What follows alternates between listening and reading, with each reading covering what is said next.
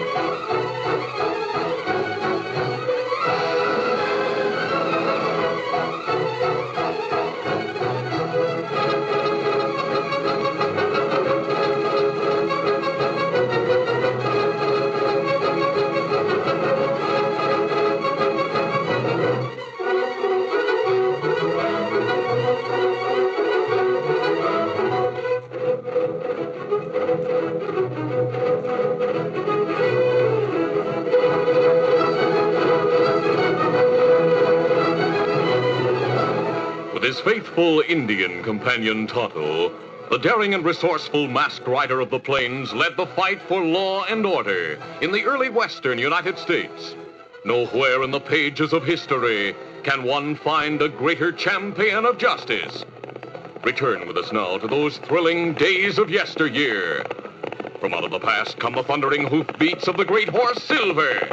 The Lone Ranger rides again. Come on, Silver. Let's go, big fellow. Hail, Silver! Away!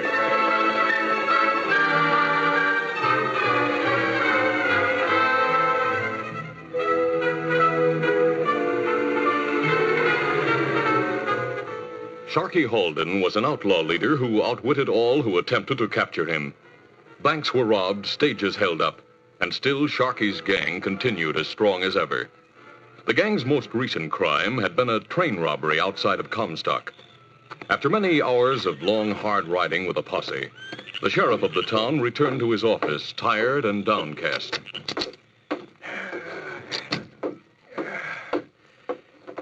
By thunder, that Sharky Halden might as well be a ghost for all the good it does to try to run him and his gang down. No luck, huh? No, he's plenty smart at covering tracks. Well, how do you know it was Sharky Halden's gang that held up the train, Sheriff? And as usual, he was the only one of the gang that didn't mask his face.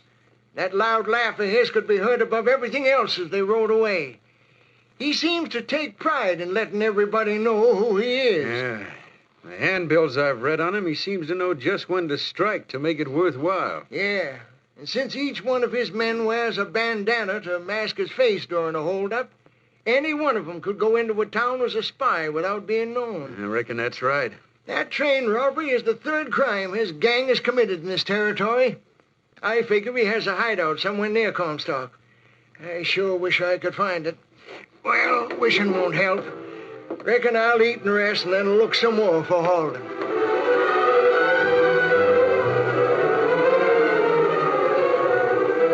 The Lone Ranger had heard of Sharky Halden's operations, and he and Tonto had taken up the trail of the gunman as they headed into the Southwest Territory.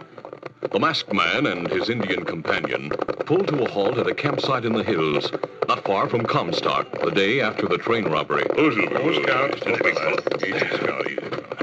Sharky Halden and his gang have covered practically every town we've passed, Tonto. Yet they've managed to evade capture. That outlaw leader plenty smart. The report we had of the train robbery near Comstock yesterday means Sharky and his men are still around here. If we could get a line on their hideout, we could act. That's not easy. Well, we'll camp here, then decide our next move.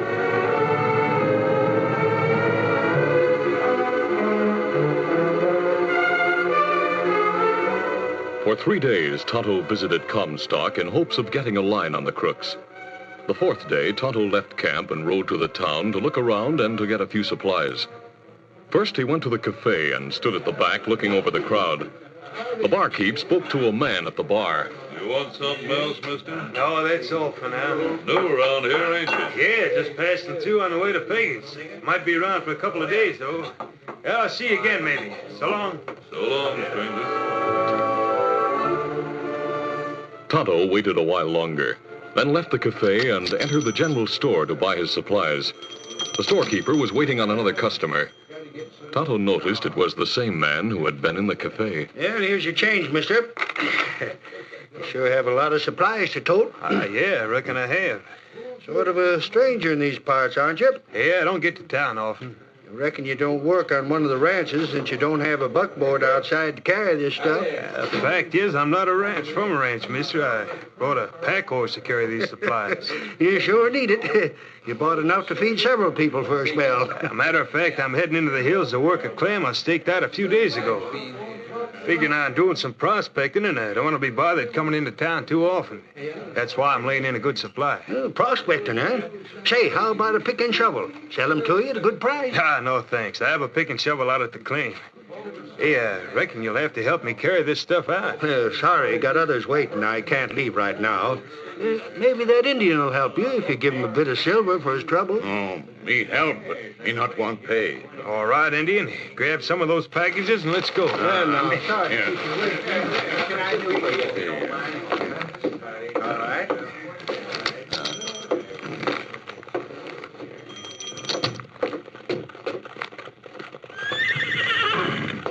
Yeah, here's my horses. Give me the stuff. I'll do the packing. Yeah. Thanks, Indian. Yeah, give you $50 for your trouble. No, me not want pay. Suit yourself. Thanks again. Adios. Adios. Easy now.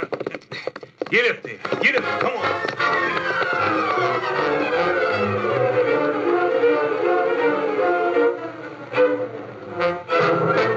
Tonto stood a moment watching the stranger ride away. The Indian's alertness had noted several things about the man. At the cafe, he had said he was passing through town on the way to Pecos. Yet he told the storekeeper he had a claim in the hills. In the store, when the man had spoken of being a prospector, Tonto had noted his smooth hands. Also, he noticed the large amount of perishable meat, more than one man could eat in a long time. Usually, a man alone bought only enough for a day or two, since it quickly spoiled. Then Tonto thought of the pack horse. Him use fine saddle horse to carry supplies. And me notice spur marks. And him wear nice boots. Them not rock scarred like boots of prospector. Tonto stood a moment longer, then walked to the side of his horse, Scout. Him must have plenty reason to lie. Me fella find out where him go. Then me talk to Lone Ranger. Easy, Scout. Easy, fella. Get him up, Scout.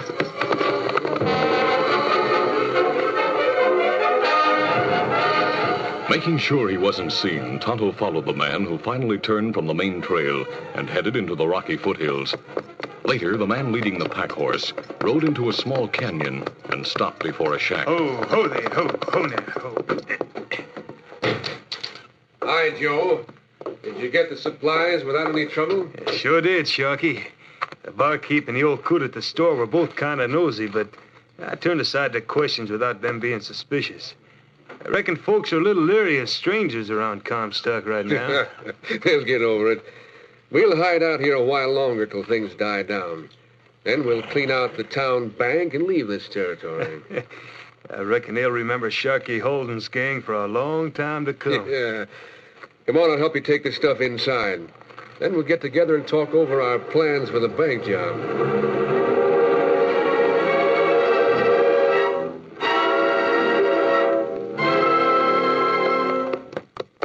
Meantime, Tonto moved along the rocky trail Joe had taken. A short distance from the canyon, he was passing some big boulders when... Oh, Scout, oh, fella. Oh. All right, freeze, Redskins, freeze. We get you covered. Get him in, get him in.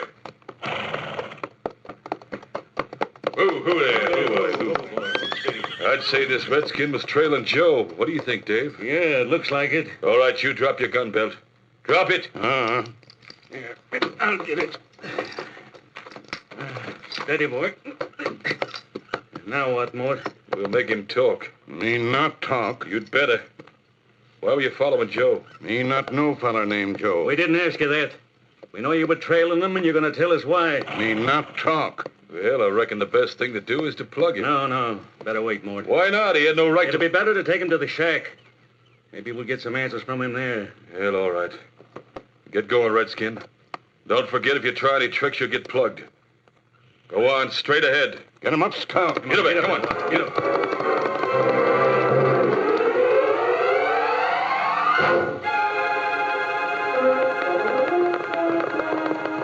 The two gunmen and Tonto stopped in front of the shack in the canyon. Oh, Scout. Oh, fella. Easy. Easy, Scout. Easy, fella. All right, Indian. Get moving into that shack. Hey, what's this? Why'd you bring that redskin here? Hi, Sharky. Me and Dave are watching out yonder by the boulders. We saw Joe come along, and then a few minutes later, this Indian rode by. We figured he was trailing Joe. So we jumped him, took his gun belt, and brought him here so you could question him. Oh, Joe wasn't as careful as he thought he was in town. Bring the redskin into the shack. You heard him, Indian. Get moving.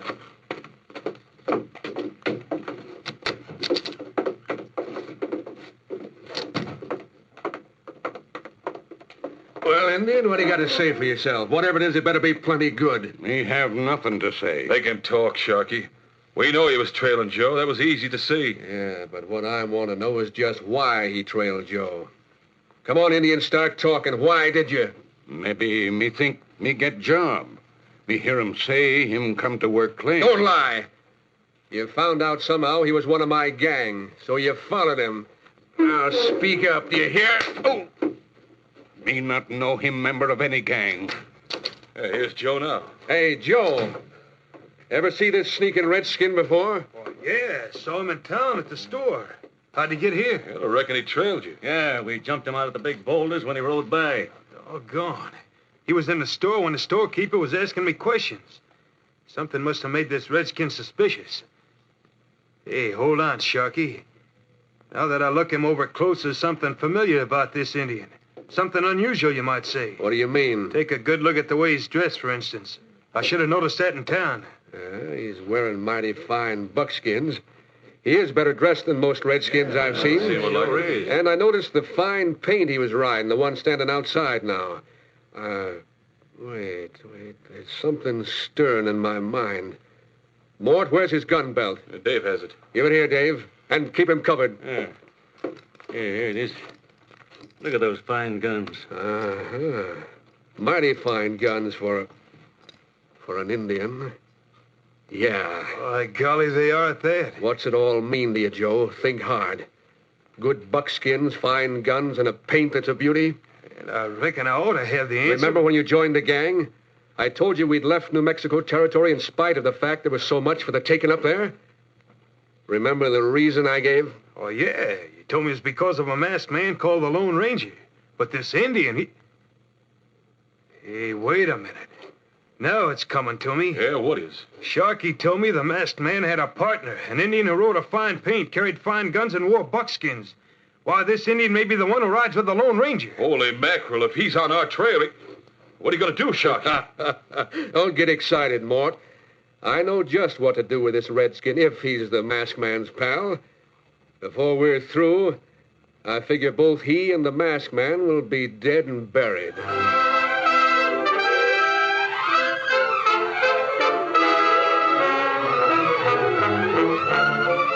The curtain falls on the first act of our Lone Ranger adventure. Before the next exciting scenes, please permit us to pause for just a few moments.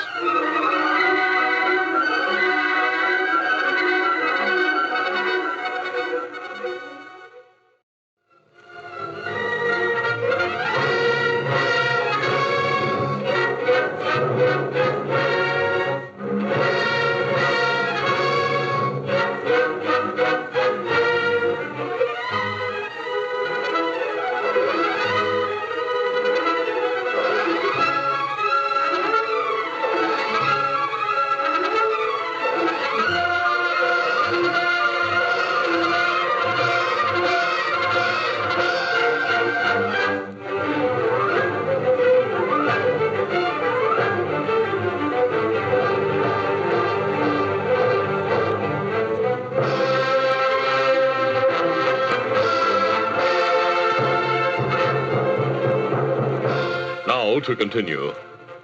Tonto had been captured by the notorious Sharky Halden and his gunmen, while the Indian was trailing one of the gang. Sharky finally recognized Tonto as the Lone Ranger's companion. Yep. What are you going to do with the Indian, Sharky? Best thing is to put a slug in him while we have the chance. I reckon Dave is right. Oh, wait, hold on. I got other plans. He'll get what's coming to him, and I figure the time is ripe. Right now, take him over there and tie him plenty tight. Then put him onto the bunk. Yeah, we'll tie him tight. Don't worry about that. Dave, put up the horses and take that paint of his along. Make sure he's fixed so he can't get loose. Tie him in the grove with the others. Sure thing, Sharky. All right, come on, Indian. Put your hands behind your back. Keep him covered, Joe. Yeah, now get over to the bunk. As soon as Tonto was tightly bound hand and foot, Sharky signaled to Mort, and the two men stepped outside. You know, Sharky, if you're right, there's danger the masked hombre will start looking for his friend. Might even come here. Mort, I think he really will come here. And you'll be the one who'll make it easy for him. You must be loco. No, the fact is I'm playing it real smart. Now listen. Joe said the Indian came into the store. That means the redskin went there to get something. Well, maybe he went in because he saw Joe go there and knew he was one of the gang. No, if he knew that, the redskin would have stayed out of sight. Waited till Joe left town, then followed. Well, what if he did go in and buy something? If he is that Indian, the masked man would know he went there. When the redskin doesn't show up, the Lone Ranger'd find some way to make inquiries there about his sidekick. Yeah, maybe you're right. What do I do Go to town. Go into that store. Hang around a little while. Lots of fellas hang out there. If you hear anybody asking about the Indian, just tell them you saw the redskin riding out this way. Savvy? He might be the masked man. I reckon you plan to ambush him on his way. Is that the plan? No, he's escaped many an ambush. I have another plan you'll hear about later. Now get your horse and go on to town.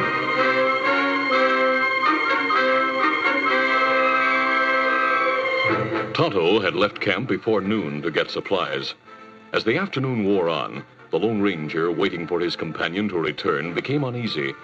He decided to disguise his features, then ride to town without wearing his mask so that he could inquire for Tonto at the store. When the Lone Ranger entered the general store, the crook Mort was among the idlers who whiled away time swapping stories.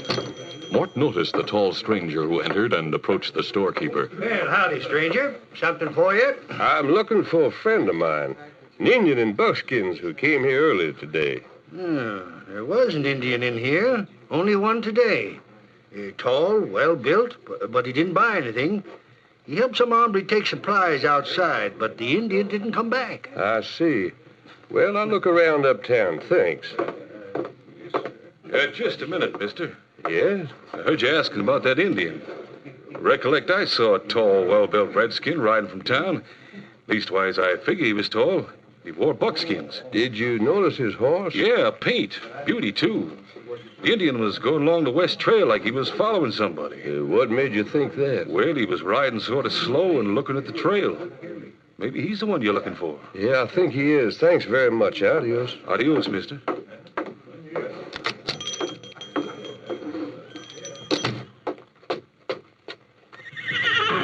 Easy, steady, big fella.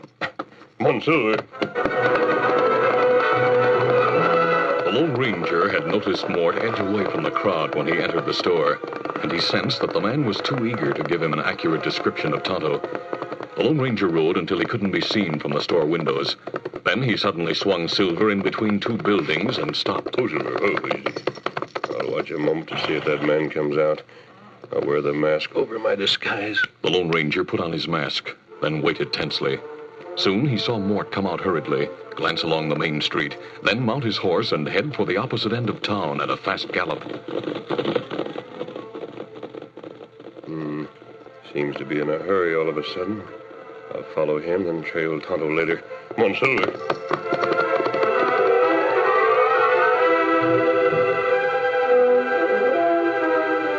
Just inside the pass through which Tonto had been taken were several large boulders.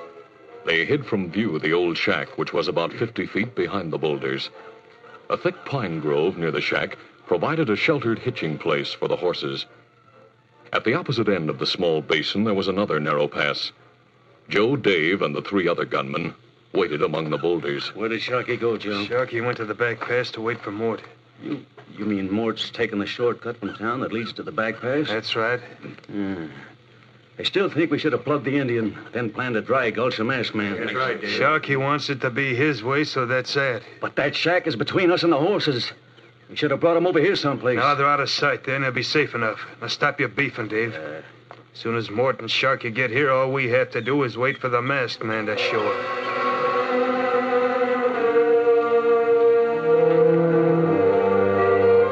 It was late afternoon when Mort reached the far entrance to the canyon. A few minutes later, the Lone Ranger approached the place. He rode to that pass. I'll leave you here a few moments, big fella, and go on foot. The masked man cautiously moved forward through the brush toward the pass into the canyon. He edged along to look into the pass. Suddenly, he heard voices. Moving carefully, he leaned forward to look. Mort had stopped his horse and was talking with Sharky just inside the pass. So you think the tall stranger you saw was the Lone Ranger, huh? Well, he came in asking for the Indian. Of course, he didn't wear a mask. I've heard he knows how to disguise himself so folks can't tell who he is. Did he leave right away? Yeah, headed for the West Trail. And I beat it out and rode the shortcut to this pass. Good. That means he ought to reach the entrance at the other end before long. The men are over yonder waiting behind all those big boulders. Put your horse in the grove and join them. What do you plan to do when he does come? Well, the horses are out of sight.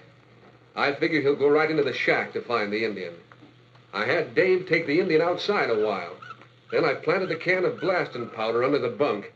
I ripped up a plank under there and ran the fuse to the boulders. When he goes in, I'll light the fuse. It'll take a couple of minutes for it to burn to the powder, and it'll take him that long to untie the redskin. Boss, he'll be blown sky high. Yeah. I'm sure the Indian doesn't know about the powder under the bunk. Well, I'll go join the others. Put away your horse and then come on over. Right. Get up there. Get up. Come on. Get up. Get up. Be too bad to disappoint them. I'll get back to Silver, then ride to that shack they mentioned by way of the other entrance. The outlaws behind the big boulders, who had been joined by Sharky and Mort, waited patiently for the intended victim. Finally, they heard hoofbeats entering the canyon from the West Trail. Hey, I think he's coming. Get ready to light that fuse, Dave. I'm ready. I got the matches in my hand. Hey, look, he's stopping. He's leaving his horse in the pine grove. He's sneaking toward the shack with his gun ready. You think we flew the coop and left the Indian tied up in there? He looked in the window. Now he's going inside. Light that fuse, Dave, quick. Sure. There it goes. In a few minutes, we'll see the blast that means finish to the masked man and his Indian friend.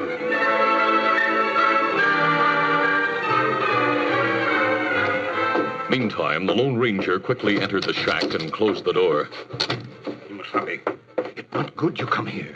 Them plan trap. Yes, I know. First, I'll cut those cords. There. Now I have some fast work to do. Quickly, the masked man bent down, and grasping the can of blasting powder, he cut the fuse, leaving part of it still attached to the powder can. I have it. Now the fuse will burn itself out under the shack. So that's what them plan. Yes, they're waiting among the big boulders over near the entrance to the basin. And what we do now? I'll step to the door, light the remaining piece of fuse, and quickly throw it in their direction. Quickly striking a match, the Lone Ranger lit the short fuse. Then he ran to the porch and, raising his arm, hurled the can of blasting powder toward the boulders. This will surprise them. The masked man quickly jumped back inside, and even as he ran to the window facing the boulders, the explosion took place. The can of blasting powder exploded among the big boulders, taking the gunmen completely by surprise. 3 of them were injured by heavy rocks, but Sharky, Mort, Joe, and Dave had escaped with minor cuts and bruises. Jumping catfish, what happened? Those dirty sneaking coyotes turned the tables on us with that blasting powder. 3 of the men are out cold, Sharky. Well, there are 4 of us still able to handle guns. But they're protected by the shack, and the horses in the grove beyond the shack. We can't get to them. We'll try to move up on them, spread out, and let them start moving in. Let's go, and keep lead flying so they can't make a run for it. Oh, my arm. Use your other hand. You'll be all right. All right. We got to get those 2 polecats no matter what.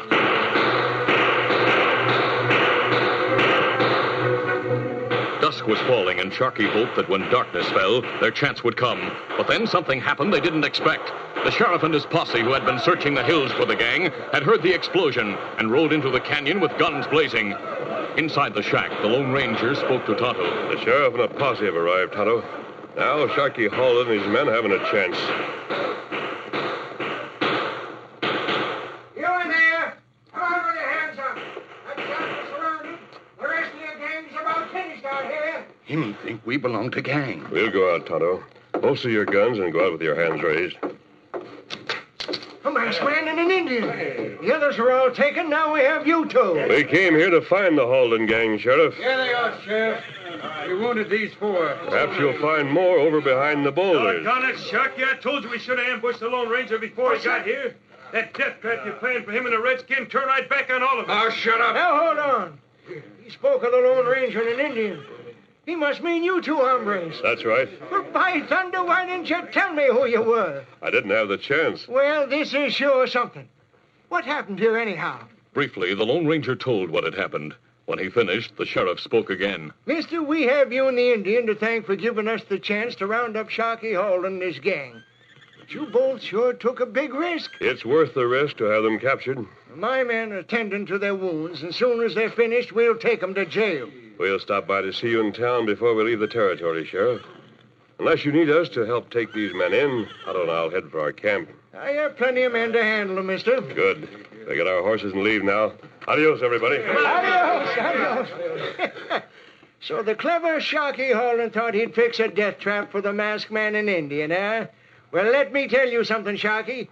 Polecats like you have tried more than once to outthink that masked man. But to my way of thinking, there's no crook living that will ever put one over on the Lone Ranger. No, sir.